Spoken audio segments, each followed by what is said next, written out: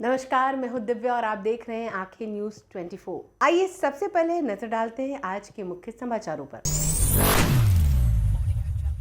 नमस्कार, मैं अमित और आप देख रहे हैं आंखें न्यूज 24। कांग्रेस के राष्ट्रीय प्रवक्ता पवन खेड़ा ने देश में इलेक्शन कमीशन द्वारा 12 राज्यों में SIR सर्वे को लेकर कहा कि बिहार के SIR सर्वे से जो सवाल उठ रहे हैं उसका अभी तक जवाब नहीं मिल सका है और सुप्रीम कोर्ट ने इस मामले पर हस्तक्षेप किया। लोकतंत्र की हत्या का प्रयोगशाला बिहार को बनाया गया। 12 राज्यों में होने वाले सर्वे पर कहा कि जो इलेक्शन कमीशन करने जा रहा है उस पर भरोसा नहीं है। महागठबंधन के मैनिफेस्टो को लेकर पवन खेड़ा ने कहा कि बिहार के हक में जो है समाहित किया गया है और उन्होंने क्या कुछ कहा, सुनिए इस वीडियो में।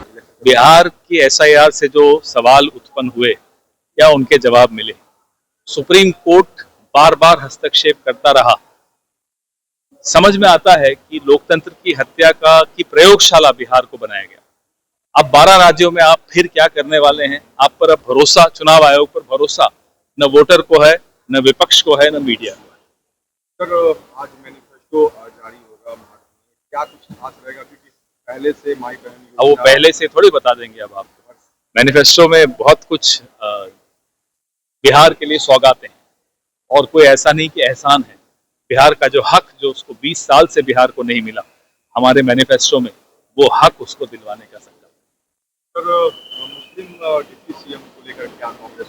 हमने पहले ही कहा आपको कि अलग अलग सामाजिक वर्ग को प्रतिनिधित्व मिलेगा, उचित प्रतिनिधित्व मिलेगा और डिप्टी CMs बनेंगे।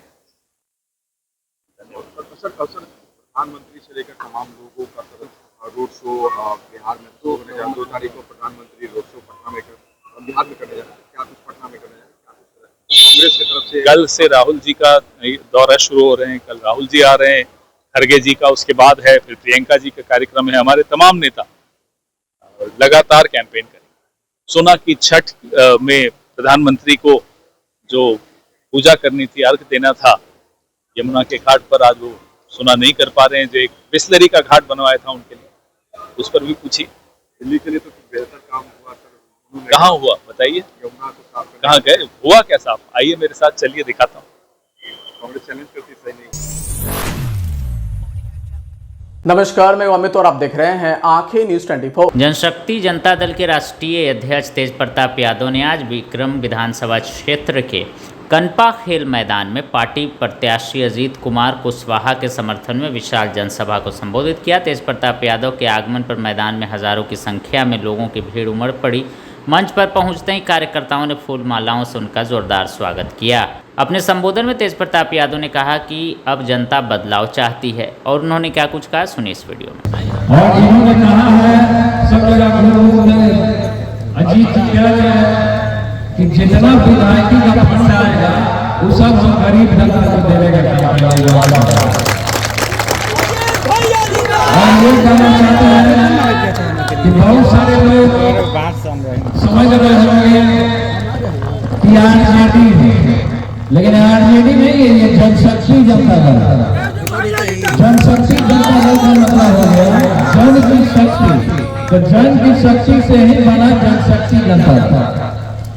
और ये हम 2022 में बना लिए, क्योंकि हम जान रहे थे कि अब बिहार में जयचंदवा लोग को लग गया था, जयचंदवा लोग को सबको लग गया था कि बिहार में दूसरा लालू यादव पैदा हो गया है। इसलिए इसका पत्ता काटो, क्योंकि जमीन से जुड़ा रहता है। कोई भी गरीब आदमी इसके दरवाजे पे चला जाता है तो दरवाजा खुला हुआ रहता है, साथ में बैठाता है, हाथ मिलाता है, गला मिलता है, समस्या से निदान करने का काम करता है। और सब जगह चले जाइए लोग नेताओं के पास, AC में बैठेगा, हाथों में मिलाएगा, सैनिटाइजर से हाथ डालेगा। इसलिए हमें नौजवान को देने करके वहाँ पे हमारे ही खिलाफ अफसर में बदलना चालू करेगा। हम लोग बैठ करके बैठेगा, जनता के बीच में आने नहीं दिया जाता, मंच पर बोलने नहीं दिया जाता। तो बहुत तरीके की ऐसी समस्या थी कि हमने झेलने तो लगातार, यहाँ तक कि अपने छोटे भाई वैसे ही हमने लगातार। लेकिन क्या हुआ? कृष्ण का अपमान किया, कृष्ण का अपमान किया गया लगातार। कृष्ण ने क्या माना कि पांचों पांडवों को 5 भूमि में मिल जाएगा, इसीलिए पांडव सुख में अपना जीवन व्यतीत कर सकते हैं। लेकिन वो भी दुर्योधन दे न सका, अच्छा हरि को बांधने के लिए। तो इसलिए कहा जाता है कि आप लोग का आशीर्वाद, आप लोग का समर्थन, आप लोग का प्रेम अजीत जी को आप देने का काम कीजिए, क्योंकि आगे हमारा जनसभा है, हमको अपने क्षेत्र में भी जाना, कई जगह जनसभाओं में हमको जाना कम मौका मिलता है। एक बार याद रखिए सभी लोग, अपना जो सिंबल है वो ब्लैक बोर्ड है। ब्लैक बोर्ड शिक्षा का प्रतीक है। देश के तमाम नेता हो गए, चाहे पदाधिकारी हो गए, चाहे कोई हो गए, सब ब्लैक बोर्ड के सामने ही पढ़ाई करता है। पढ़ाई करना है कि नहीं ब्लैक बोर्ड के सामने? यहाँ कितने लोग ब्लैक बोर्ड के सामने पढ़ाई किए हैं? हाथ उठाइए। अच्छा, और लोग हाथ नहीं उठाए, ब्लैक बोर्ड के सामने पढ़ाई नहीं किए हैं? सब लोग ब्लैक बोर्ड के सामने पढ़ाई किए हैं। ब्लैक बोर्ड जो है वो शिक्षा का प्रतीक है, वो रास्ता। समाचारों में वक्त हो चला एक छोटे से अंतराल का। पटना में कई वर्षों से शिक्षा में अहम योगदान दे रहा है Gyansthali high school Alamganj Patna city, जहां 10वीं और 12वीं की बोर्ड परीक्षाओं में 100% अंक प्राप्त कर रहे हैं बच्चे। एक ऐसा स्कूल जहां न केवल होती है पढ़ाई, बल्कि साथ ही साथ होती है कल्चरल एक्टिविटी, स्पोर्ट्स एक्टिविटी से जुड़े गेम्स, मैथ ओलंपियाड से लेकर साइंस ओलंपियाड, जहां बच्चों के लिए स्कूल कैंपस अत्याधुनिक सुविधाओं से लैस, छोटे बच्चों के लिए वाहन और ट्रांसपोर्ट की विशेष सुविधा। तो देर किस बात की, आज ही कराएं अपना नामांकन Gyansthali high school Alamganj Patna city में, जहां नामांकन की प्रक्रिया जारी है। संपर्क करें पुलिस चौकी Alamganj main road near Alamganj थाना पटना बिहार 800007। समाचारों में आपका फिर से स्वागत है। नमस्कार, मैं अमित और आप देख रहे हैं आंखें न्यूज 24। AIMIM प्रमुख असदुद्दीन ओवैसी आज मोतिहारी के ढाका विधानसभा में अपनी पार्टी के प्रत्याशी राणा रणजीत सिंह के समर्थन में जनसभा करने पहुंचे। ओवैसी के कार्यक्रम में बड़ी संख्या में लोग पहुंचे। ओवैसी ने चुनावी मंच से एनडीए और महागठबंधन दोनों के नेताओं को निशाना बनाया। ओवैसी ने कहा कि 15 वर्ष तेजस्वी का जंगल राज और 20 वर्ष नीतीश कुमार के जंगल राज से बिहार को निकालना है। तेजस्वी पर हमला बोलते ओवैसी ने कहा कि कहते हैं MY समीकरण और 3% वाले डिप्टी CM होंगे, बताइए 17% वाले मुस्लिमों को कितना टिकट मिला, और उन्होंने क्या कुछ कहा, सुनिए इस वीडियो में। आपको बताना चाह रहा हूं कि बिहार में नीतीश कुमार की 20 साल की सरकार और 15 साल की राजद की लालू परिवार की सरकार, वो पहला जंगल राज था, ये दूसरा जंगल राज चल रहा है। इन दोनों जंगल राज से बिहार को छुटकारा दिलाना है। क्या आप इस जंगल राज को खत्म करेंगे? अगर आप जंगल राज को खत्म करने का इरादा कर लिए तो यकीन जानिए बिहार अपनी तरक्की की ऊंचाइयों तक पहुंच जाएगा।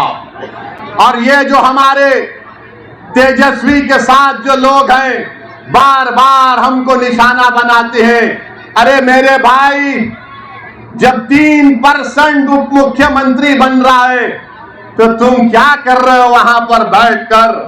तुम सिवाय खव्वाली के कुछ नहीं कर सकते वहां पर तेजस्वी के दरबार में।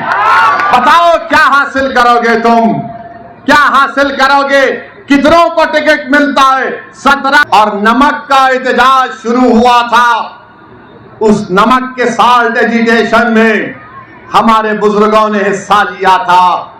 सब ने कहा कि हम नमक नहीं बनाएंगे, गांधी ने पैगाम दिया था। मगर आज जो गांधी के साथ नहीं थे, आज बिहार में खड़े होकर कह रहे हैं कि नमक हराम है। हम अरे तुम तो गांधी के साथ नहीं थे, तुम अंग्रेजों की नमक हलाली कर रहे थे और हम वतन से मोहब्बत के मुजाहरे कर रहे थे। अमित शाह बार बार बोलते हैं नहीं नहीं घुसपैठी को निकालेंगे। अरे घुसपैठी कहां है? 65 लाख नाम तो इलेक्शन कमीशन ने निकलवा दिए, फिर और 3.5 लाख नाम निकाल दिए। कितने घुसपैठी निकले? दो।